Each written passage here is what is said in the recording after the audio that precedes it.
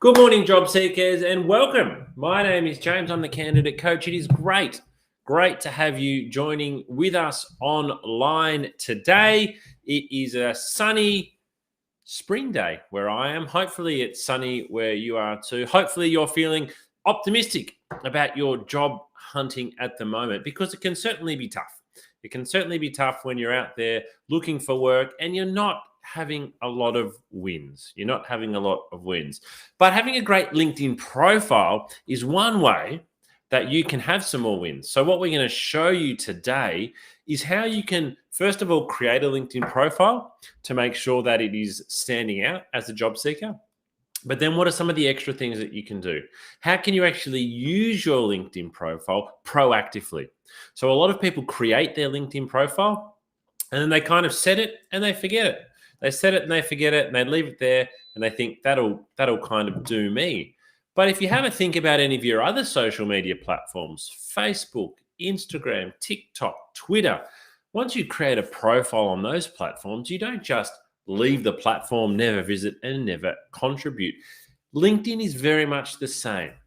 You need to be actively contributing to LinkedIn to get something out of it. So we're going to talk about both of those things today in our session. I'm a huge LinkedIn user. I'm a big fan of LinkedIn. I signed up, I don't know, whenever it was created. And for the first couple of years, it was not very popular. But over time, as more people join, it has become the number one networking business platform, certainly in Australia. Alrighty, so just a couple of housekeeping things before we kick things off today. If we are coming to you live via our YouTube channel, so we're restreaming to our Facebook channel, we're live on our partner sites where many of you will be watching it today. Great to have you.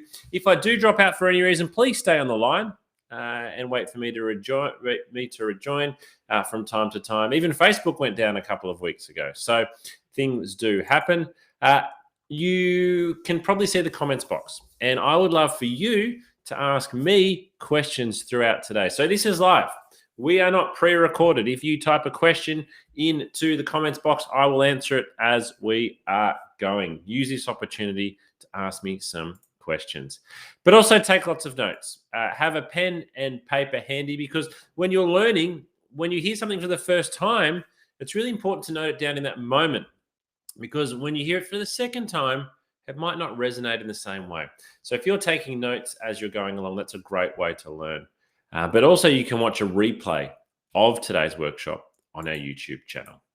So today, what are we actually going to learn? What am I going to go through with you today? Well, first of all, the topic is how to optimize your LinkedIn profile for job seeking. So we're not just going to say, here's how to create it and leave it. We want to optimize it. So what do you actually need to do to make sure your LinkedIn profile is optimized for job seeking? I'm going to tell you why LinkedIn matters to set the scene, how to get yours, what we call job seeker ready, and then how to become a respected contributor. Because as I said before, it's really important to be contributing, not just setting and forgetting.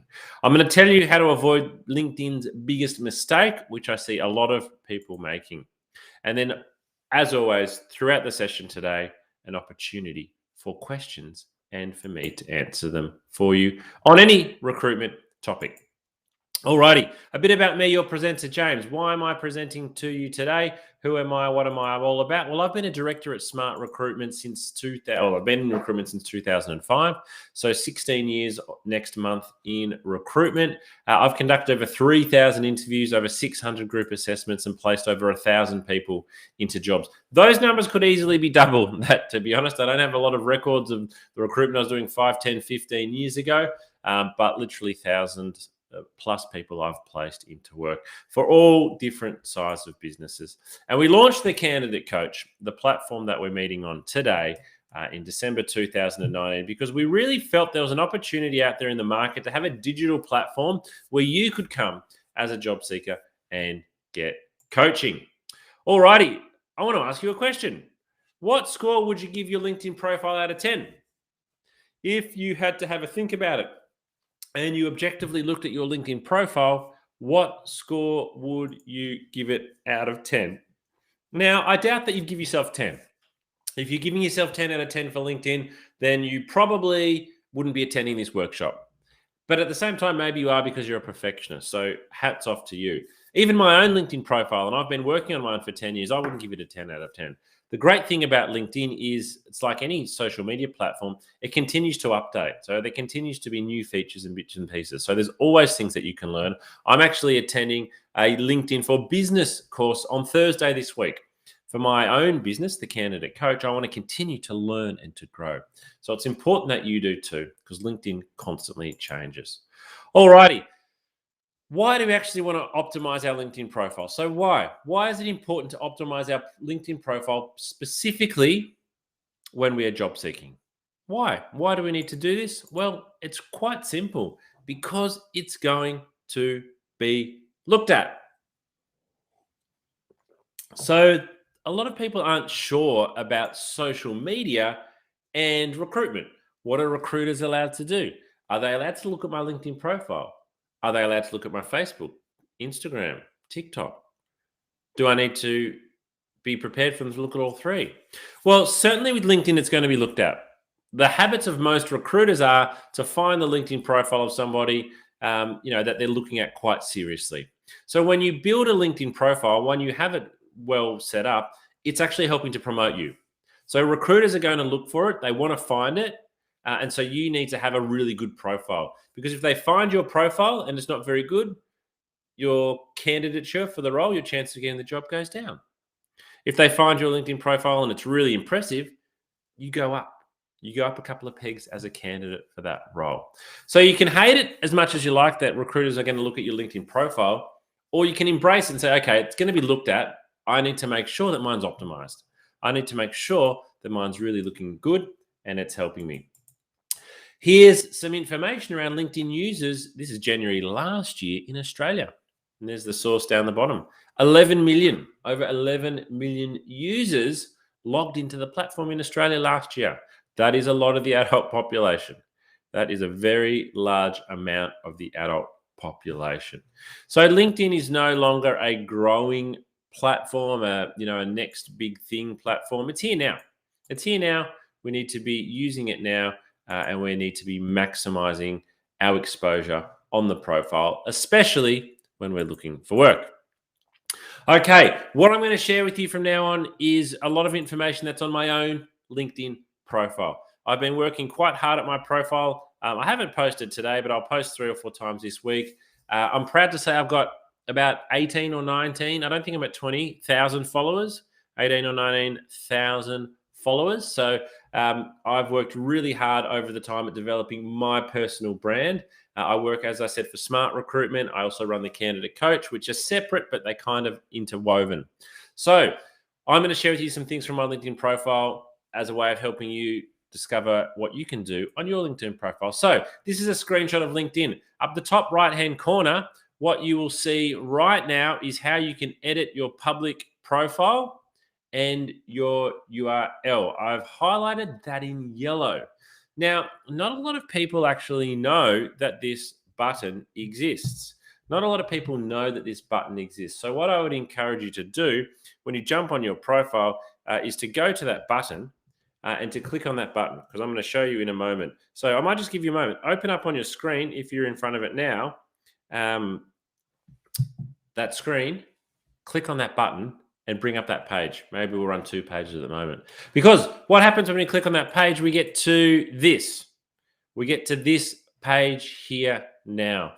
So this is what we call the edit page. So you can edit all of the things on your LinkedIn profile. Oops, sorry, I've gone too far there. That you would like to edit. Now, I want to go down the top. I want to go down the right-hand column. So first of all, you can edit your custom URL. So your LinkedIn profile at the moment is linkedin.com/your name, a whole bunch of letters and numbers. You can actually edit that and change it. And then for many of you, if you're putting it on your resume, you've got a bit of a shortened, tightened URL that looks a lot more professional. The next little bit below that is where we can edit the contents. So we can click on that to actually edit the contents, edit the sections, and edit the profile. But it's below this in here, this edit visibility. This is where I really want to spend a little bit of time now.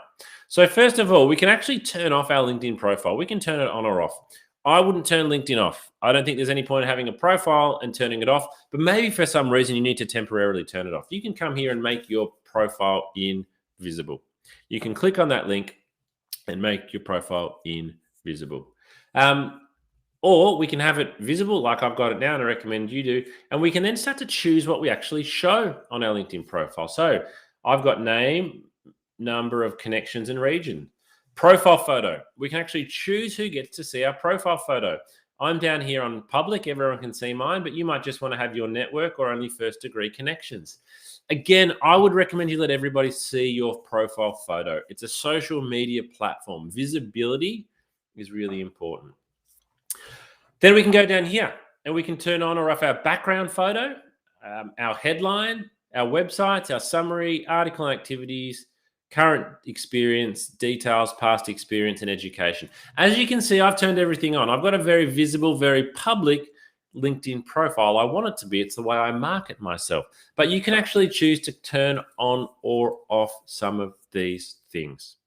So this is a really good place to start, particularly if you don't want everything turned on, or particularly if you don't want everything turned on to your network. So go in there and edit your availability. Alrighty. If you've been to my resume session, we talk about resumes. In fact, we talk about the importance of a resume selling you, and it's a sales document. But within that, I say the first page of your resume is so important. The first page is 95% of your resume. Well, in the same way, the top part of your LinkedIn profile is the most important part. You need to have a really strong top part to your LinkedIn profile. Otherwise, people won't scroll down. Well, they'll scroll down quickly and scroll back up. So we need to focus our attention very much on what you can see on the screen here. So I'm going to run you through these elements. So first of all, I'm going to show you how to do this. That banner photo there is easy for you to customize. How do we actually customize it? Well, you can go to a website called Canva, canva.com. I'm going to show you how to do it now. Here is Canva, canva.com. This is a free, I use a paid version, but you can use a free version. Go to the top and type in LinkedIn banner. Hit search. And what you'll see come up here is literally hundreds of different LinkedIn banners. So on LinkedIn.com, they offer you 7 or 8 you can choose from, but you can come here and actually customize your own. Over here on the right, you'll see that's the one that I've got customized at the moment. But come here and pick something that's different. Pick something that's different that starts out. Excuse me. So if we wanted to change one, let's say you like the look of this one here. This one was really going to work for you. You simply click on it, and then it allows you to edit everything. You might want to change this to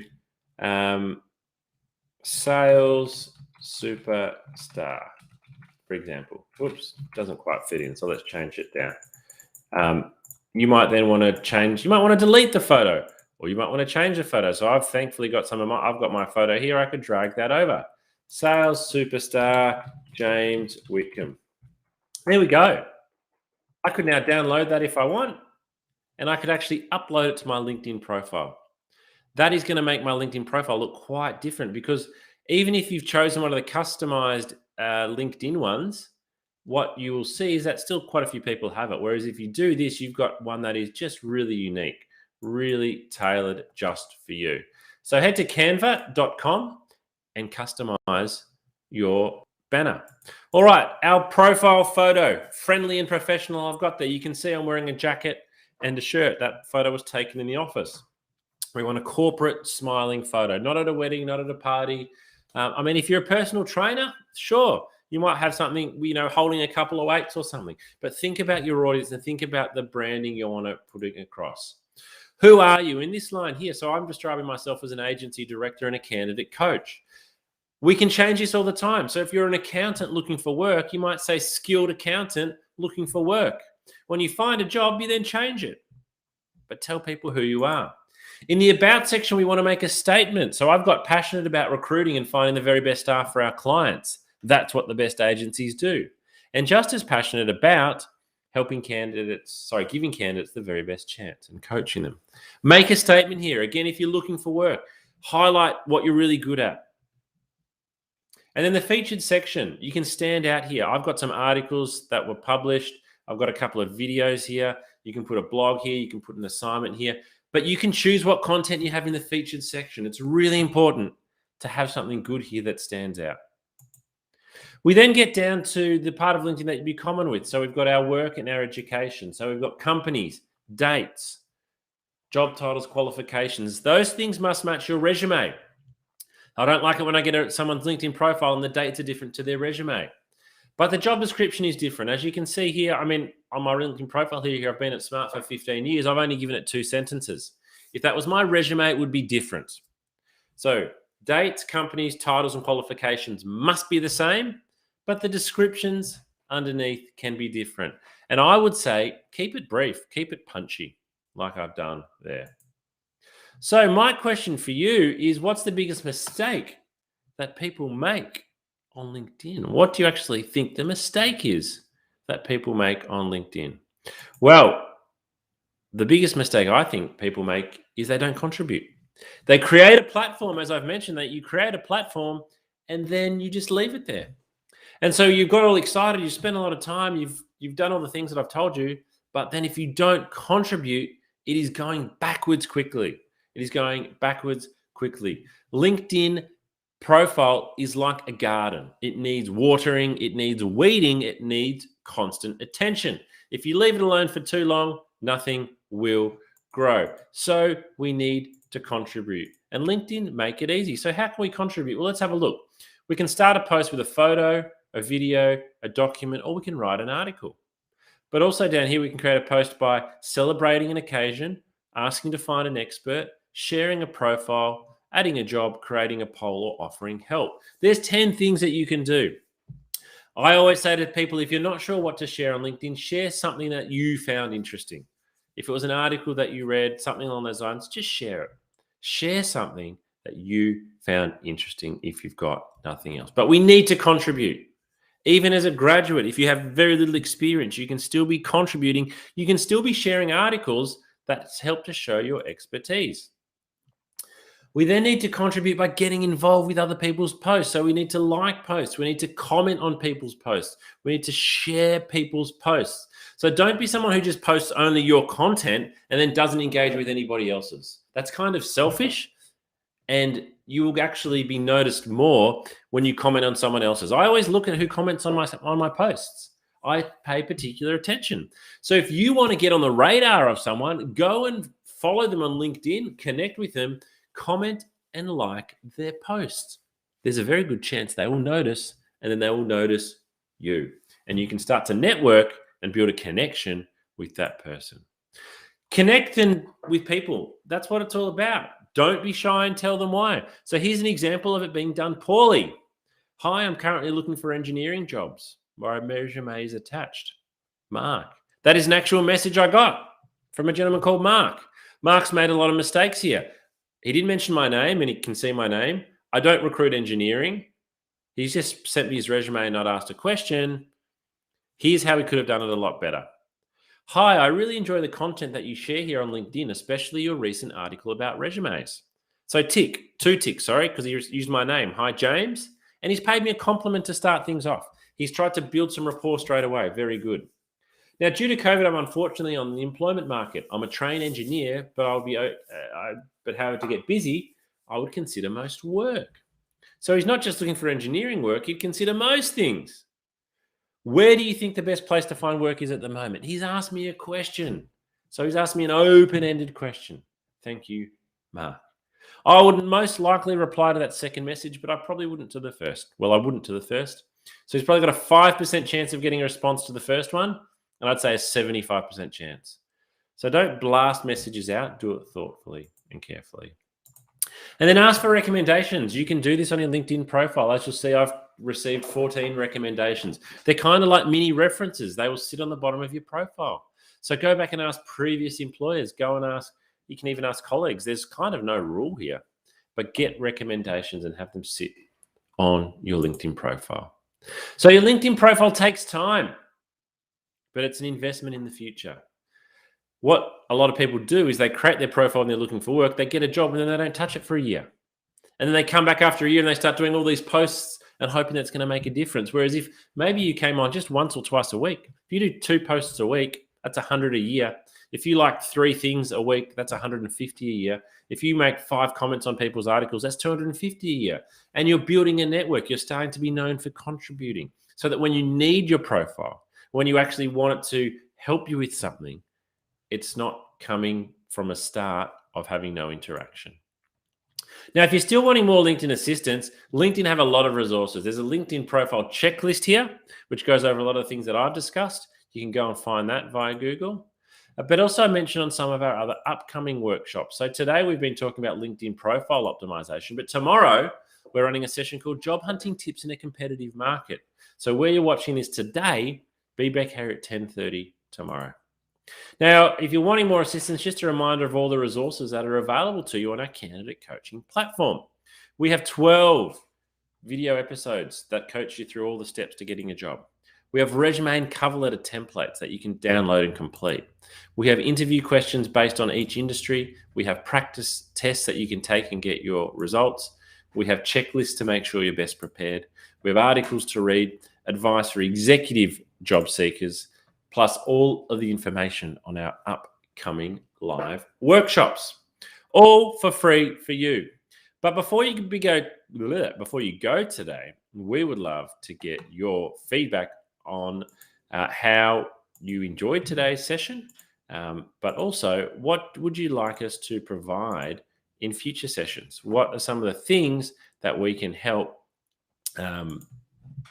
you learn about? We're running this LinkedIn profile session because that's the feedback we got. So I'm going to drop a link into the comments box if you can't type it in from where you are. Also going to drop a link to our LinkedIn page. Do follow us on our LinkedIn page to keep up to date. We put lots of information there and it will help you with lots of tips and tricks. But as we always do at the Candidate Coach, we take a lot of pride in the fact that we recognize and we really want to help you with your mental health as somebody who is looking for work. So please watch this video and I hope to see you back here at 10:30 a.m. tomorrow morning. Bye-bye for now.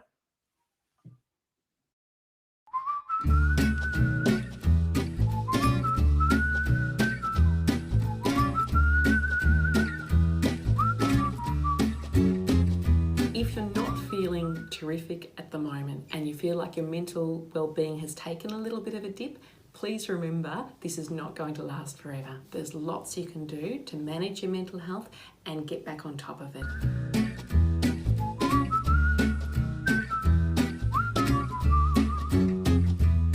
I am Dr. Sarah Barker. I'm a clinical psychologist. I've worked in workplace mental health with Black Dog Institute for the past 7 years.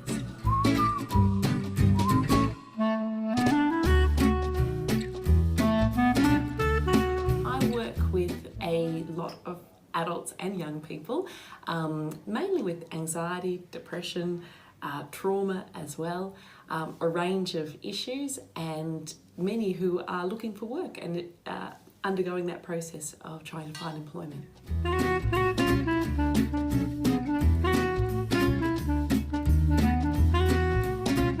Looking for work causes mental strain because our identity is tied up with our work. Work gives us meaning, it gives us purpose, it gives us company and connection. So it's stressful for lots of reasons looking for work, and it can take a toll on our mental health.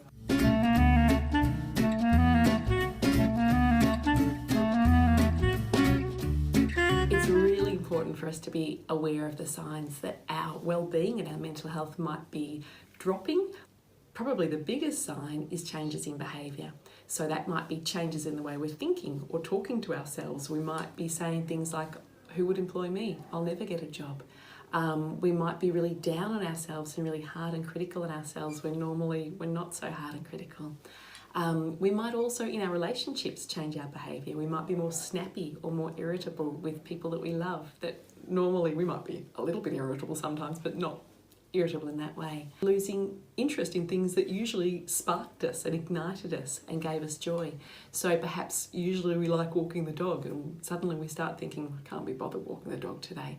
That sort of thing, those changes in behaviour are really significant because they tell us that something's different, and if we're noticing, I suppose, more than one of those and it's affecting the way we feel, and this is over a period of say 2 weeks or longer, then it's a really good idea to have a chat to a GP that you trust, and find out what might be going on, have a discussion and see if there's any physical reasons for that, or if perhaps your mental health and wellbeing might be able to do with a little bit of extra support, and then the GP can refer you on to see a psychologist, a counsellor, whoever is most appropriate for you.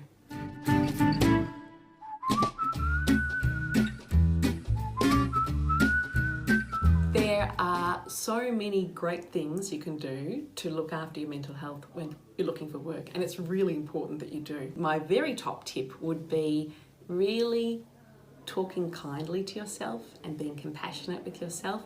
I think when we're looking for work, we can have a lot more questions like, will I ever get a job? Will I ever be employed? It can feel like this could go on forever. So being kind to ourselves and saying things like, it will work out. There will be a day, my efforts will be rewarded. It will just take time. I'll just need to keep trying. Reminding yourself of your strengths. And that might even be tapping into people you love and asking them what your strengths are, because sometimes it's harder to find them when our mood's a bit low and we're feeling more worried. We can be harder on ourselves. I think that routine is really, really important to our well-being.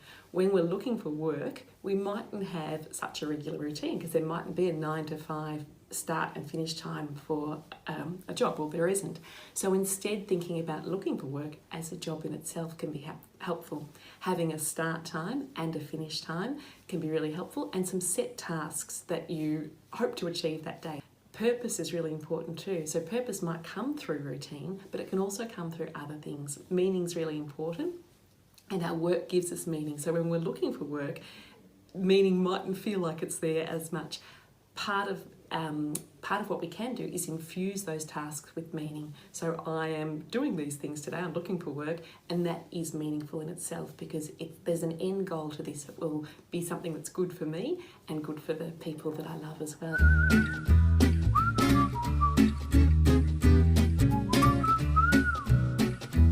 Some excellent resources for looking after well-being when looking for work are the Headgear app. The Headgear app is free, it's evidence-based, it's developed by Black Dog Institute, and it is fun to use. It uses mindfulness, so a technique to really help us relax and reduce physiological arousal, which can often occur when we're feeling anxious. It's got a 30-day challenge, which is just short, bite-sized little challenges to extend your well-being and grow your well-being, and that can be really extra important when we're looking for work. There are also some really terrific resources available through the Black Dog Institute. One of them is a beautiful self-care plan that encourages you to think about your top coping tips, the things that personally work best for you, that are positive coping strategies. Another really good resource is through Beyond Blue, and they've got some excellent resources to look after mental health while looking for work, and also when people are recently out of work as well.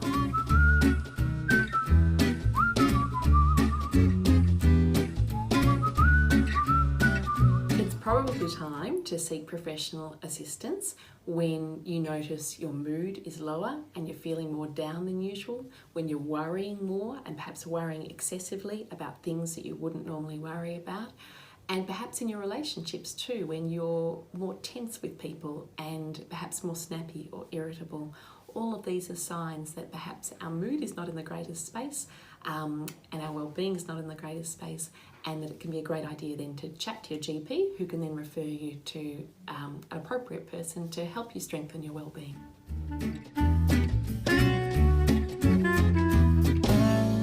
It's very common for people to have a dip, but please know that that's not going to last forever, and that there's lots you can do through looking after yourself, but also through getting access to professional support that can really give you a boost again and get you back feeling good as you're looking for work.